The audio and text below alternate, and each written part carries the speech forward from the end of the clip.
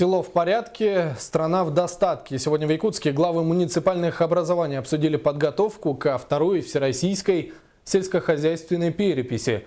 Напомним, она пройдет в следующем году. На сегодняшний день вся территория Якутии поделена на счетные и инструкторские участки.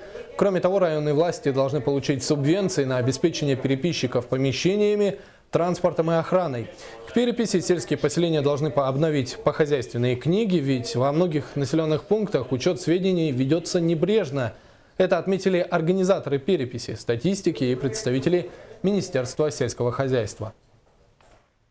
На сегодняшний день у нас где-то 85% похозяйственных книг актуализированы. Но, конечно, есть ошибки при заполнении похозяйственных книг.